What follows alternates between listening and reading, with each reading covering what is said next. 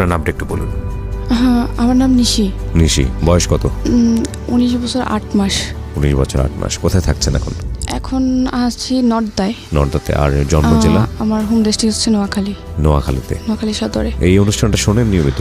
নিয়মিত বলতে একবারে সেই কলেজ লাইফ থেকে, কলেজ বলতে ইন্টার ফার্স্ট ইয়ার থেকে রেগুলার শোনেন? রেগুলার। এবং তখন কি মনে হতো যে জীবনের গল্প কখনো এখানে এসে বলবেন? হ্যাঁ, তখন আমার মনে হতো, কিন্তু আমি তখন ভাবতাম যে আমি তো তখন নোয়াখালী ছিলাম, কলেজে ছিলাম, আসি নাই। আমি এতই ভক্ত যে ইউটিউবে দেখতাম। আচ্ছা। তারপরে হচ্ছে আপনাদের যে 21শে ফেব্রুয়ারির পরে যে একটা বই ছিল, একটা আরজে কিবরিয়া দিয়ে আই লাভ আরজে কিবরিয়া ছিল, প্রথম পেজে লেখা ছিল। তারপরে 10টা গল্পের, হ্যাঁ, ওই বইটা আমি ফার্মগেটে ছিলাম হোস্টেলে, তখন ওই বইটা আমি অনলাইনের মাধ্যমে নিই। আমি বুঝতে পেরেছি আপনি খুব ম্যাড ফ্যান। ঠিক আছে, শুনি আপনার জীবন গল্প ছোটবেলা থেকে, যেখান থেকে বলার আপনি বলুন প্লিজ। ছোটবেলা থেকে শুরু করতে হচ্ছে, আগে আমার আম্মুর দিক থেকে শুরু করি, যে কারণ আমার আম্মুর পর থেকে আম্মু হচ্ছে একটা নোয়াখালীরই একটা সদরের একটা সম্ভ্রান্ত ফ্যামিলির মেয়ে। আমার নানাও হচ্ছে একজন সাংবাদিক ছিল। ডিভোর্স করানোর পরেও মানে আব্বু ডিভোর্স পেপারটা অ্যাকসেপ্ট করে না। তারপরে নানা ডিভোর্সটা পেপারটা দিয়ে আম্মুর দিয়ে সাইন করায় পাঠানোর পরে কিন্তু মেয়ে যদি ডিভোর্স দেয় 3 মাস পরে কিন্তু ওটা কনফার্ম হয়ে যায়, ছেলে অ্যাকসেপ্ট করুক বা না করুক। কিন্তু কোনো ছেলে যদি ডিভোর্স দেয়, তখন মেয়ে সাইন করা ছাড়া ওই ডিভোর্সটা কনফার্ম হয় না।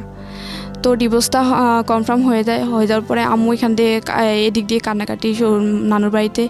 আর মামিরা ছিল একটু অন্যরকম, আর কখনোই কোনো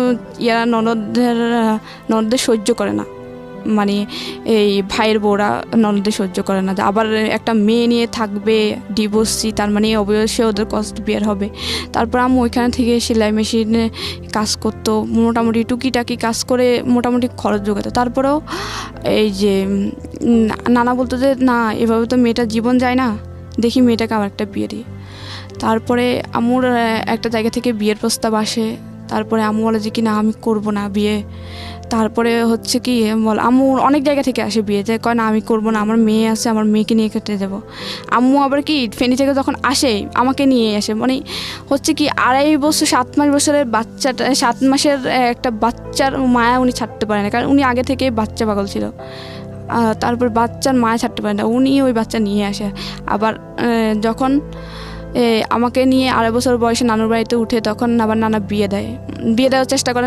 আম্মু বিয়ে করতে চায় না। তারপরে এক পর্যায়ে একটা ফ্যামিলি আসে, ওখানে হচ্ছে ওনার হচ্ছে 5টা ছেলে মেয়ে। একটা একদম সবার ছোট যে, সেটা হচ্ছে 1.5 বছরের বাচ্চা, তার মানে দুধের বাচ্চা, মেয়ে বাচ্চা। তো ওনার ওয়াইফ হচ্ছে মারা যায়। তারপর আম্মুর বিয়ের জন্য আসার পরে আম্মু বলে যে কি 5টা ছেলে মেয়ে, তারপরে বড় মেয়েটার বিয়ে হয়েছে, তার মানে ওরা এখন বড় হয়ে গেছে, 5টা ছেলে মেয়ের উপর আমি কি থাকতে পারবো? তারপর নানা বলে যে কি না, দেবো না, 5টা ছেলে মেয়ের উপরে আমার মেয়েকে দেবো না। এখানে আরও গ্রামের পরিবেশ, একবারে গ্রামের মধ্যে। নানুর বাড়িতে একটু মোটামুটি মানে পৌরসভার কাছাকাছি।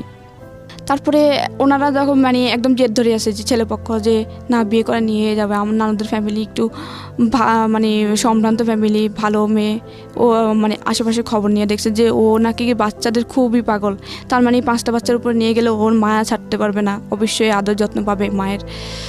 তারপরে আবারও যে মেয়েটা আছে, ওই মেয়েটা নিজের না, তার মানে ও নিজের অন্যের মেয়েকে এত আদর করে, তাহলে আমার 5টা বাচ্চাকেও ও নিশ্চয়ই আদর করবে।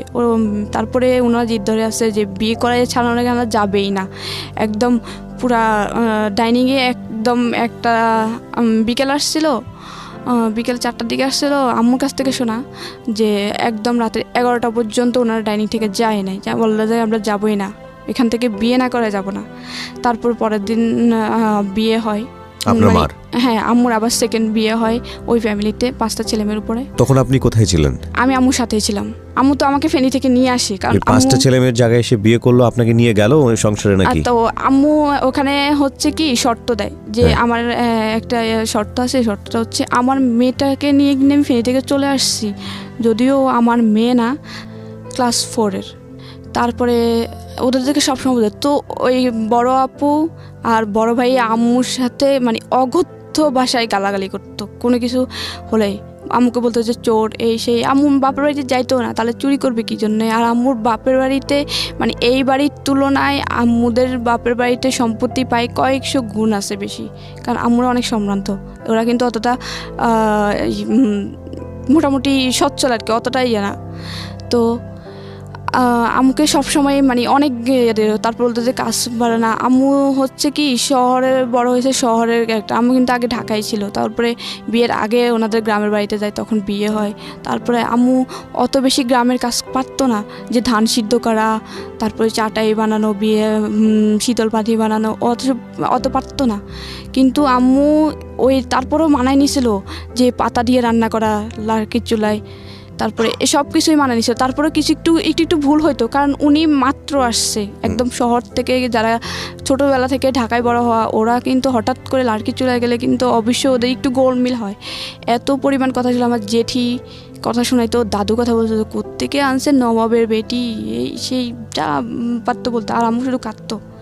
আর ওই ভাইয়া শুধু একটু যদি তরকারি মানে একটু হইতে দিত, বলতো যে ঝাড়ুর আগা ধরে গোড়া দিয়ে মারা উচিত, একটারে আনছে ঠিক মতো রান্না বান্না করতে পারে না, ঠিক টাইমে খাওয়া দিতে পারে না। উনি তো আসলে আগের মায়ের ঘরের ছিলেন। হ্যাঁ, ওনারা আম্মুর সৎ ছেলে মেয়ে। কিন্তু আম্মু কখনোই ছেলে মেয়ে কাউকে বলতো না যে ও আমার সৎ ছেলে মেয়ে, বা কেউ বুঝতে পারতো না। ইভেন এখনো পর্যন্ত কেউ জানে, মানে কাউকে না বলে কেউ বুঝতে পারে না যে ওনার সৎ ছেলে মেয়ে, যে 5টা ছেলে মেয়ে সৎ। এলাকায় মানুষের কাছে এত পরিমাণে সুনাম আমার আম্মুর, যে একমাত্র দেখা যে সৎ মা এরকম হয়, আর 5টা ছেলে মেয়েকে এতটা আপন করে নেওয়া। তারপরে হচ্ছে আমার ওইখানে যায়। তারপরে আমার বলে যে কি, আমার তখন 3 বছর হয়, 2.5 বছর থেকে আমি 6 মাস পর্যন্ত থাকি। তারপরে বলে যে অনেকভাবে প্রেশার কিক করে। আম্মু বাধ্য হয়ে অনেক অত্যাচারের মধ্যে দিয়ে আমাকে রেখে আসে, আমাকে ধরে মারতো। তারপর বড় আপু আমাকে 2 দিন পর্যন্ত, মানে আমি 3 বছরে ছিলাম তখন, 2 দিন পর্যন্ত গলা চেপে ধরছিল মারার জন্য। আম্মু হঠাৎ করে দেখে ফেলছিল একদিন। আরেকদিন দেখছিল পাশের বাড়ির একটা আম্মু মানে ভাবি রাখতো, ওই ক্ষেত্রে আমাদের চাচি হতো, উনি দেখছিল। তো আমার বলতো যে 3 বছরের বাচ্চাটাকে তুমি মারতেছো। জীবন গল্প, জীবন নাটকের চেয়েও নাটকীয়। জীবন গল্প। স্বাগত আরও একবার বিরতির পর। আপনারা শুনছেন ঢাকা FM 90.4 সারা দেশব্যাপী। আমি আরজি কিবরিয়া আপনার সঙ্গে রয়েছি, নিশি রয়েছে আমাদের সঙ্গে। নিশি, আমরা যেখানটায় ছিলাম, তারপর নানুর বাড়িতে রেখে আসে। রাখার পরে ওইখানে আমি তো শুধুমাত্র আম্মুর আদর পেয়ে। আমার নাম হচ্ছে নিশি, আমাকে পড়াইতে পারে, ফিরোজকে পড়াইতে পারে, এবং পলের পড়াইতে পারে, ফারুকরে পড়াইতে পারে। ফারুকরে বুঝাই ওর সমবয়সী কাউকে নাও, বা ওর থেকে একটু বড় কাউকে নাও, যেন ওরে বুঝায় ওর বন্ধু হয়ে ওর পড়াশোনা করাতে পারে। তারপরে হচ্ছে আমাকে ক্লাস 1-এ যখন ভর্তি করানোর পরে টিচার রাখা হয়। তারপর টিচারে পড়াশোনা করাতো। তো আমি ওদের চেয়ে একটু পড়াশোনা ভালো ছিল, ওদের সবার চেয়ে। মানে বাড়ির ভিতরে যখন আমাদের 3 জন একসাথে ভর্তি হয়, 3 জনের থেকে কিন্তু আমি ফার্স্ট। আবার বাড়ির ভিতরে আমাদের ঘরে 5 ভাই বোনের হচ্ছে, কিন্তু আমি পড়াশোনা একটু ফার্স্ট ছিলাম। তো ক্লাস 1-এ যখন ভর্তি করানো হয়, তখন আমার রোল ক্লাস 2-এ যখন উঠি, রেজাল্ট দেওয়ার পর আমার রোল 2-এ। ওদের সবার চোখ কান একদম উপরে উঠে যায় যে ওই মেয়েরে আমরা এত করি, ওর তো দেখা যাচ্ছে সম্ভাবনাময়, যে ও বড় হলে কি যদি এরকম পড়াশোনা আগে যায়, কিন্তু ও কোনো কিছুতে কিন্তু কমতি থাকবে না, কারণ ওর মা মোটামুটি কিন্তু পড়াশোনা করছে, ওরা কিন্তু ওইভাবে আগাবে। তো আম্মু কিন্তু শুধু আমাকে একা চেষ্টা করতো না, সবাই নিয়ে চেষ্টা করতো। তো যখন রোল 2 হয়, তখন ওদের চোখ কান উপরে, তখন ওরা চিন্তা করে যে আমাকে মেরে ফেলবে যেভাবে হোক। তখন আমি আমার ভাই ছোটো ভাইয়ের সাথে খেলতেছিলাম, আমরা একসাথে পড়তাম, তো এই জন্য একসাথে খেলতাম। তো মাঠের মধ্যে খেলতাম, মাঠের পাশে অনেক ভয়ঙ্করভাবে কাটা যায়। ওই যে আমি ওইখানে এভাবে নাম জানা, ওই যে তালের যে কালো করাতগুলো থাকে, ওগুলো আবার একটু নরম টাইপের থাকে, একটু মশলা দিলে আবার একটু ভাঙে, ওগুলো ভেঙে সব আমি পড়ে যাই। পরে আমি মানে হাতের ডান হাত দিয়ে ওই ছাকনাটা ধরেই চাচি আম্মা বলে ডাক দিছি চিৎকারে। ওই দিন বাড়িতে কেউ ছিল না, আমি আর ভাইটাই ছিলাম। ওদের প্ল্যান ছিল যে ওরা সবাই বাইরে যাবে, বাইরে বলতে হচ্ছে বড় আপুর শ্বশুর বাড়িতে যাবে। বড় আপুর বাচ্চা হয়ে আরেকটা সেকেন্ড বাচ্চা হয়ে মারা গেছে। তো আম্মু ওইখানে, আম্মু আপু সবাই যায় দেখতে, শুধু বাড়িতে চাচি ছিল একটা অন্য ঘরের। তো আমি চাচি আম্মা বলে ডাক দেওয়া সেন্সলেস হয়ে যায়, কারণ আমার এত পরিমাণে ব্লিডিং হচ্ছিল, কারণ খুব 7-8 ইঞ্চি কাটা যাওয়া, মানে আমি ওই ক্লাস 2-এর বাচ্চার মোটামুটি শেষ। অনেকটাই। তারপরে ও এই কাজ দিয়ে পড়ে যায়। চাচি আমা কী করে মানে উনি কিছু বুঝতে পারতেন না, এত কাটা গেছে আর এত রক্ত দেখে উনি ওনার পুরো কাপড় খুলে ফেলে, পুরো কাপড় খুলে আমার পেঁচা। উনি বুঝতেছে না যে উনি আবার অত শিক্ষিত না, অত মানে ফার্স্ট মানে প্রাথমিক চিকিৎসার অত কিছু ধারণা নেই, কিন্তু উনি পাগল হওয়ার মতো হয়ে দেখেই ভয়ে পুরো কাপড় পেঁচাচ্ছিল, প্রচুর ব্লিডিং হয়। তারপরে এখানে ওই বাড়িতে খবর দেওয়া হয়, আম্মুর দৌড়ায় আসে, তারপর হসপিটাল নেওয়া হয়। নেওয়ার পরে আম্মু হসপিটাল নেওয়ার পরে আমার 2 দিন পরে মেবি জ্ঞান আসে, মানে অনেক কাটা চিরার ওয়াশ টাশ করে। তারপর 2 দিন পরে জ্ঞান আসে, বলে আম্মু ভাই আমার ধাক্কা দিচ্ছে। আম্মু আমার সাথে সাথে মুখ চাপে বলে যে এটা পড়িস না, বললে তোর আব্বু কিন্তু তোর ভাইয়েরা মারবে, তারপরে হচ্ছে তোর বাড়ি থেকে বের করে দেবে। আম্মু খুব কান্নাকাটি, কেন যেটা কথা। আম্মু শুধু ডাইকে এটা বললো যে ফিরোজ তুই ওটা ধাক্কা দিছিস, কেন আমি ওটা ধাক্কা, কারণ নিশি কিন্তু বলছে যে তুই ধাক্কা দিছিস, ও কিন্তু মরে যাইতো, তোর কি একটু মায়া হয় নাই যে ও তো ওদেরকে কোনো ক্ষতি করে, তোর তো বোনও। আম্মু ওটা বুঝে বলছে। তারপর আম্মু কিছু বলে নাই, চাইছিল যে এটা নিয়ে একটা সালিশ করতে যেভাবে, তারপরে আর করে নাই। অনেকে প্রায় 3 মাস পরে আমি ভালো হই। তারপরে আবার ক্লাস 2 থেকে আমার 3তে ক্লাস রুল 1 হয়। তারপর ওদের মানে নানা অত্যাচার আছে, আব্বু মারতো খুব, এসব নিয়ে কিছু বললে দাদি শিখে দিত যে ও ছেলে মেয়েদের ইয়ে করবে না। তারপর 4-এ যখন উঠি তখন 4-এ উঠি, হ্যাঁ, তখন আমার রুল 1 হয়। 1 হওয়ার পরে যখন 5-এ উঠবো, এর আগে ভাইয়া কী করে, এলাকায় একটু রাজনীতি করতো। ওই যে এলাকার হেড স্যার, আমাদের গ্রামের হেড স্যারের সাথে কথা বলে যে ওই ও হচ্ছে আমার বোন, ওরা যদি এবার 4-এ যদি ফেল না করে এসিস তোর কিন্তু এলাকায় থাকতে দিব না, কীভাবে করবি জানি না। তো উনি কী করে, উনি ভয় পেয়ে উনি আমাকে ফেল করায় ক্লাস 4-এ। এখন এটা তো পুরো অবিশ্বাস্য যে ক্লাসের ফার্স্ট গার্ল সে কখনো ফেল করতে পারে না, তাও আবার ক্লাস 4 থেকে 5 উঠবে। তারপর আমি খুবই কনফিউজ, কারণ আমি বললো যে আমি ওরে পড়াই, আমি জানি ওর পড়াশোনা কেমন। তো আম্মু বলে যে কি আমি ওই খাতা চ্যালেঞ্জ করব, যে আমি খাতা দেখবো, আমার মেয়ের খাতা দেখে তারপর আমি মানবো যে আমার মেয়ে ফেল করে। আমি প্রচুর কান্না, আম্মু আমাকে খুব মারে যে ফেল করছিস কী জন্য, নিশ্চয়ই তোর খারাপ। তারপর আম্মু হেড স্যারের কাছে যাইবো, আমাদের প্রধান শিক্ষক উনি স্বীকার করতে চাচ্ছিল না যে এরকম কিছু। পরে আম্মু বলে যে কি আমি আপনাদের স্কুল কর্তৃপক্ষের কাছে যাবো, স্কুলের মালিকের বাড়ির পাশে ছিল, ওখানে যাই। তারপরে অনেক ইয়ার পরে উনি স্বীকার হয় যে আপনার ছেলে আমাকে বাধ্য করছিল, যে আপনার ফেল করার জন্য বাধ্য করছিল। উনি আমার বাড়িটারি আগুন দিবে এইসবের জন্য আমি বাধ্য হই। ঘটনা এটা ক্লাস 4-এ, আমি 5-এ উঠবো, আমার ফাইনালে ফেল করায়।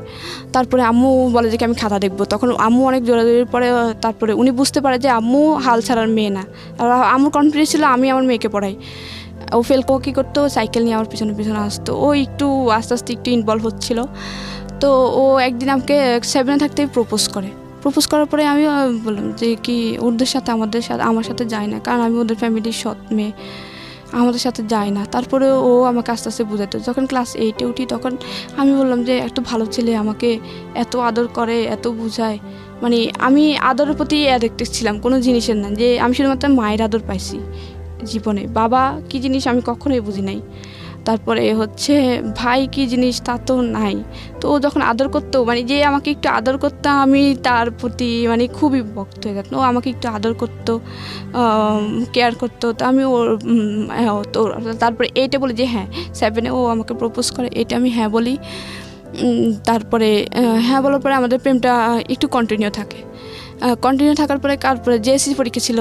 জেএসসি পরীক্ষা দেওয়ার পরে ও হঠাৎ করে বলে যে কি আমার বোন বলছে যে আপনার সাথে কথা না বলতে, ও আমাকে আপনি করে বলতে, আমি আপনাকে বলতে, কথা না বলতে। আমি কেন জানি ওই জেএসসি পরীক্ষার সময় আমার সমাজ পরীক্ষা ছিল, আমি খুব কান্না করি। Morality. Something beyond entertainment. Welcome to my stage of reality. Stay tuned.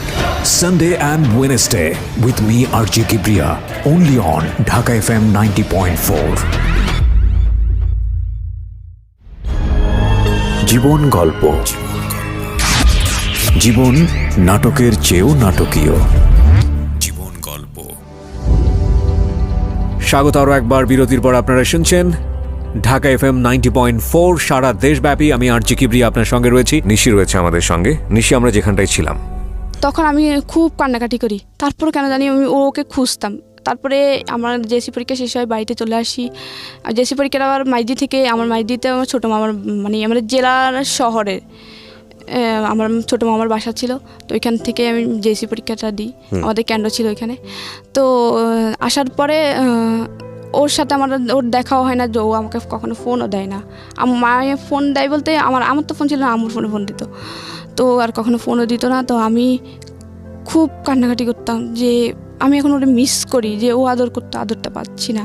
আদর বলতে কি? আদর বলতে হচ্ছে কি, মানে ও আমাকে বুঝাইতো যে এই শুনো, ভাইয়া যখন মারবে কিছু বলিও না, পড়াশোনা করিও, দেখবা মানে একসময় কিছু পরামর্শ দিত, ভালো কিছু পরামর্শ দিত, এটাকে আপনি আদর বলছেন? ওকে, হ্যাঁ।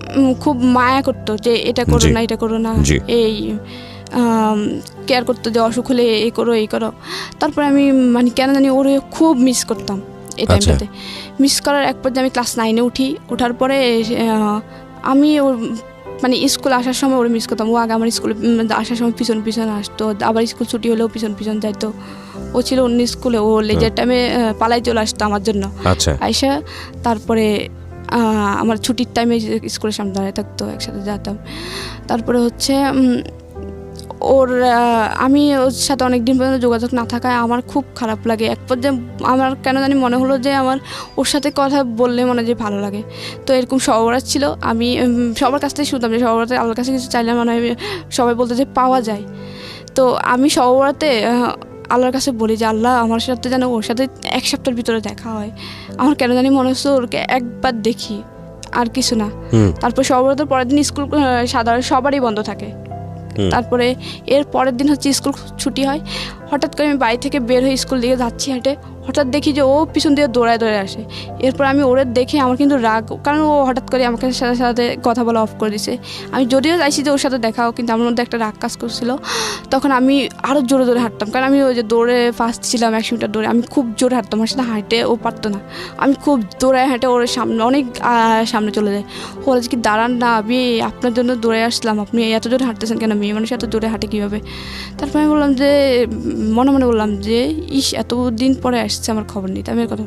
তো আবার আম্মুর ফোন দেয়, আবার কন্টিনিউ হয় রিলেশনটা কন্টিনিউ হওয়ার পরে ক্লাস 9-এ আমি কেউ জানতো না তখন যে আমি ওর সাথে কথা বলি, কেউই জানতো না তখন। ক্লাস 9-এর ফাইনাল পরীক্ষা ডিসেম্বরে 2012 সালে আমার ফাইনাল পরীক্ষা চলছিল। 2 বিশেষ সাবজেক্ট পরীক্ষা গেছিলো 2012 সালের 4 ডিসেম্বর হচ্ছে। ওর সাথে আমি রাত্রে সন্ধ্যার সময় কথা বলছি, লুকায় কথা বলতাম। ওরে একটা মিস দিলে ফোন দিত আমার ফোন দিয়ে। তারপরে যখন ও সন্ধ্যার কথা বলি, তারপর হঠাৎ করে এখানে একটা কথা, ওর এর আগে কিছুদিন জ্বর ছিল, প্রচুর জ্বর ছিল।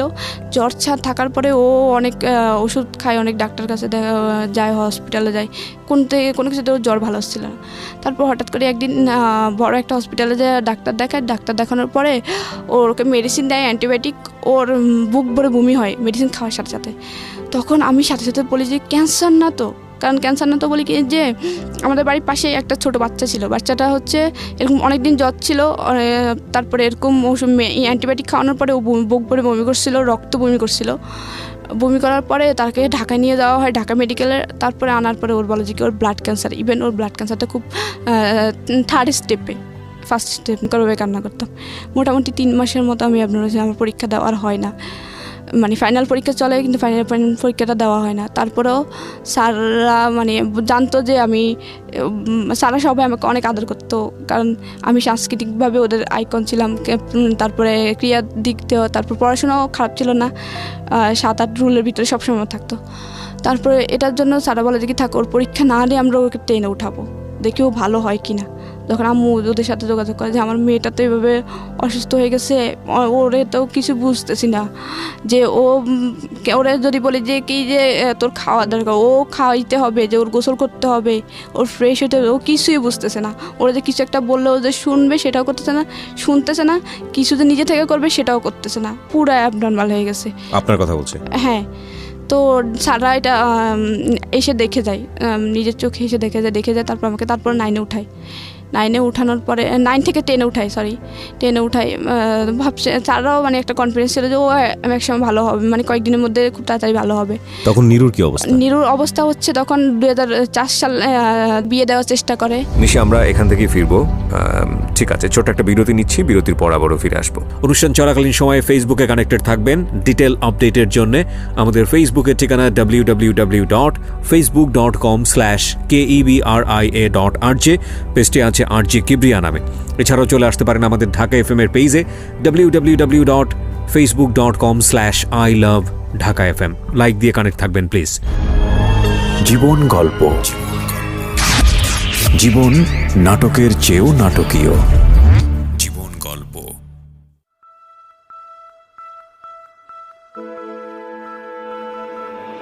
লাভ, hate, challenge, motivation, lies, truth, impossible, virtue, morality, something beyond entertainment. Welcome to my stage of reality. Stay tuned. Sunday and Wednesday with me RJ Kibriya, only on Dhaka FM 90.4. জীবন গল্প। জীবন নাটকের চেয়েও নাটকীয়। জীবন গল্প। স্বাগত আরও একবার বিরতির পর। আপনারা শুনছেন ঢাকা FM 90.4 সারা দেশব্যাপী। আমি RJ কিবরিয়া আপনার সঙ্গে রয়েছি, নিশি রয়েছে আমাদের সঙ্গে। নিশি, আমরা যেখানটায় ছিলাম, মানে একটা বিয়ে সমাধানে ছেলেটা হচ্ছে তখন কি নিরু তারপরে পরীক্ষার জন্য আমি প্রস্তাব আসতেছি, কারা ভাই আসতেছি, পরে ছেলে যেন এখন পড়াশোনা করাই। নিশি, আমরা এখান থেকে ফিরবো। ঠিক আছে, ছোট্ট একটা বিরতি নিচ্ছি, বিরতির পর আবারও ফিরে আসবো। অনুষ্ঠান চলাকালীন সময়ে ফেসবুকে কানেক্টেড থাকবেন ডিটেল আপডেটের জন্য। আমাদের ফেসবুকের ঠিকানা www.facebook.com/KEBRIA.RJ, পেজটি আছে RJ কিবরিয়া নামে। এছাড়াও চলে আসতে পারেন আমাদের ঢাকা FM এর পেজে www.facebook.com/ILoveDhakaFM, লাইক দিয়ে কানেক্ট থাকবেন প্লিজ। এই ফাঁকে প্রিয় শ্রোতা, আপনাদের সবাইকে জানিয়ে রাখছি ইতিমধ্যেই শুরু হয়েছে রেডিও আম্বার 102.4 FM এ আমার একটি নতুন শো, যে অনুষ্ঠানটির কথা হয়তো অনেকেই জানেন, মাইক্রোফোন টেস্টিং 1024, যেখানে বাংলাদেশের ছড়িয়ে ছিটিয়ে থাকা অসম্ভব প্রতিভাবান শিল্পী যারা আছেন, যারা কোথাও কোনো ফ্লোর পান না কিন্তু খুব ভালো গান, তাদের সুযোগ ঘটছে একটা অনুষ্ঠানে, একটা এপিসোডে নিজেকে প্রকাশ করবার। আপনি যদি খুব ভালো গান করেন এবং আপনি যদি মনে করেন এই অনুষ্ঠানটিতে আপনি অংশগ্রহণ করবেন, তাহলে এই নাম্বারটিতে ফোন দিতে হবে এবং নাম্বারটিতে ফোন দিয়ে ফোন থেকে আপনি যে নির্দেশনা পাবেন সেই অনুসারে আপনি কাজটি করবেন। ফোন নাম্বারটি হচ্ছে 09611001024। আমি বাংলায় বলছি এবং ধীরে ধীরে বলছি, 096101001024। এই নাম্বারটিতে ফোন দিয়ে আপনি নির্দেশনা অনুসারে আপনি কাজটি করবেন। আর এমনও হতে পারে এই অনুষ্ঠানের মধ্য দিয়ে সারা বাংলাদেশ আপনাকে অন্যভাবে চিনবে। সো অপেক্ষা করছি আপনার কলের। জীবন গল্প। জীবন নাটকের চেয়েও নাটকীয়। জীবন গল্প।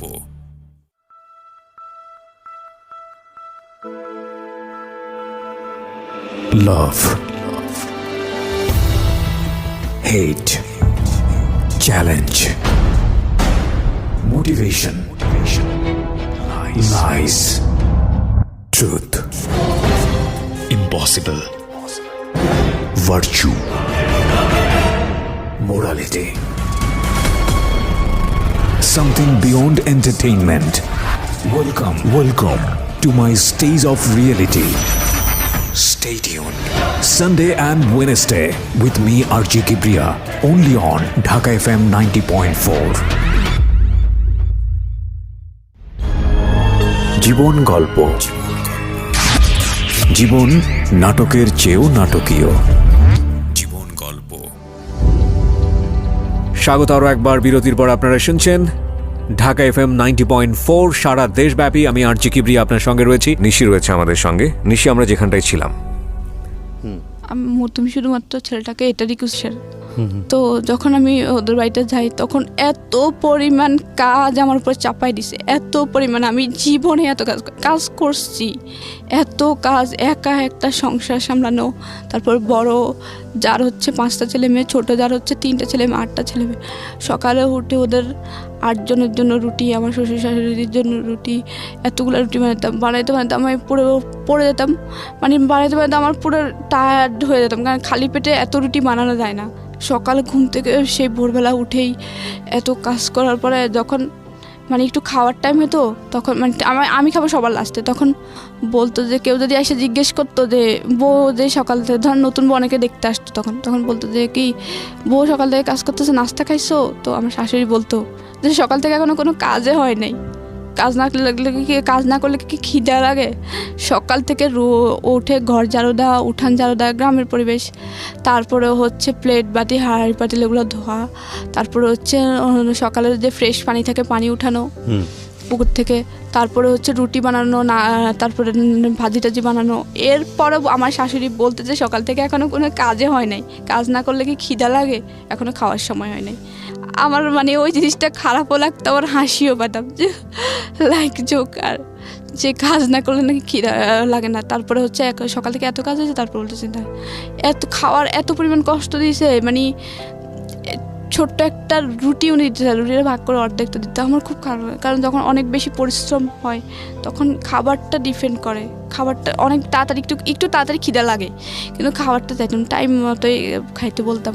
আমার না দেওয়া ছাড়া আমার একটা ছোটোবেলা থেকে অভ্যাস যে আমাকে কেউ বেড়ে না দিলে আমি নিজের হাত দিয়ে কোনো খাবার নিয়ে খাই না। ওই তখন আমি নিজে থেকে আমার আম্মু শৃঙ্খলা শিখেছিল ওই বাড়িতে থাকা অবস্থায়। আমি বলতো যে কি তোমার ভাবি যখন বেড়ে দিবে তখন খাবা, বা আমি বেড়ে দিলে তারপরে খাবা, নিজের হাত দিয়ে খাবা না। তো ওই থেকে যখন ওই শ্বশুর বাড়িতে তখন আমি শাশুড়ি দেওয়া ছাড়া খেতাম। তো তারপরে আমি সব কিছু রান্না করলাম, ধান সিদ্ধ করতে দেয় অনেকগুলো, ধান সিদ্ধ 27 মণ ধান সিদ্ধ করি একা একা, ধান অনেক দূরে মাঠে নিয়ে যেতাম, করতাম। তারপরে একদিন আবার শ্বশুর বাড়িতে প্রথম মাইক যেটা। ঠিক আছে, ছোট একটা বিরতি নিচ্ছি, বিরতির পর আবারও ফিরে আসবো। অনুষ্ঠান চলাকালীন সময়ে ফেসবুকে কানেক্টেড থাকবেন ডিটেল আপডেটের জন্য। আমাদের ফেসবুকের ঠিকানা www.facebook.com/KEBRIA.RJ, পেজটি আছে RJ কিবরিয়া নামে। এছাড়াও চলে আসতে পারেন আমাদের ঢাকা FM এর পেজে www.facebook.com/ILoveDhakaFM, লাইক দিয়ে কানেক্ট থাকবেন প্লিজ। এই ফাঁকে প্রিয় শ্রোতা, আপনাদের সবাইকে জানিয়ে রাখছি ইতিমধ্যেই শুরু হয়েছে রেডিও আম্বার 102.4 FM আমার একটি নতুন শো, যে অনুষ্ঠানটির কথা হয়তো অনেকেই জানেন, মাইক্রোফোন টেস্টিং 1024, যেখানে বাংলাদেশের ছড়িয়ে ছিটিয়ে থাকা অসম্ভব প্রতিভাবান শিল্পী যারা আছেন, যারা কোথাও কোনো ফ্লোর পান না, চলে আসলেন। হ্যাঁ, তো আপুকে আমি প্রায় সময় বাড়িতে গেলে নক করতাম যে আপু এমন এভাবে চলতেছে, এই মাসে এরকম এরকম। ও আমাকে একটু ইস্যু নিয়ে এত মারতো, আর হচ্ছে আবার ফোন করে বসে যে আমি জানি, কিন্তু আমার কথা হচ্ছে চলে আসলেন কিনা এই আপুটার ক্ষেত্রে, চলে আসলেন ঢাকাতে? চলে আসি। তারপর হচ্ছে ও 3 লাখ টাকা চাই, দুবাই যাবে, ও আনসার চাকরি করবে না। তারপর বলে যে 3 লাখ টাকা চলে আসার পরে আপুর কাছে থাকলেন, কত সালে চলে আসলেন? তারপর 2015 সালের এপ্রিলে চলে আসি, এপ্রিল 26 তারিখে। তারপর আপু বলে যে কি তুমি ঢাকায় চলে আসো, কোনোভাবে টিকিটটা নিয়ে তুমি চলে আসো, আমি একটা তোমার কাজের ব্যবস্থা করে দেব। শেষ পর্যন্ত কাজের ব্যবস্থা? হ্যাঁ, তারপরে আমি ওনার কথা মতো কাউকে না বলেই চলে আসি। হ্যাঁ, কারণ মাত্র যেটা আমি বাড়িতে জানাইতাম, ভাইয়েরা মানে সবাই জানতো আপনি পালিয়ে গেছেন বাড়ি থেকে? হ্যাঁ, বলতে আম্মুরে বলে গেছে যে আম্মু আমি চলে যাচ্ছি। আম্মু বলতো যে কই যাচ্ছে, আমি জানি না, কিন্তু আমি আর সহ্য করতে পারতেছি না। আপনাদের কি ডিভোর্স হয়েছে? হ্যাঁ হয়েছে। কে ডিভোর্স দিয়েছে? ডিভোর্সটা আমি দিয়েছি। আপনি দিয়েছেন? আপনার দেনমোহরের টাকা বুঝিয়ে পেয়েছেন? না, ওকে, সেটা এখনো দেয়নি। আচ্ছা, আপনি ডিভোর্স দিয়ে দিয়েছেন, আপনি এখন কি করেন? এখন হচ্ছে আমি ডিগ্রি ফার্স্ট ইয়ারে পড়তেছি। আবার পড়াশোনা শুরু করেছেন? আমি ওই যে ওখান থেকে যখন চলে আসি তখন আমি অনেক কষ্ট করে ঢাকায় চলে আসি। চলে আসার পরে আমি একটা মিরপুর 14 নম্বরে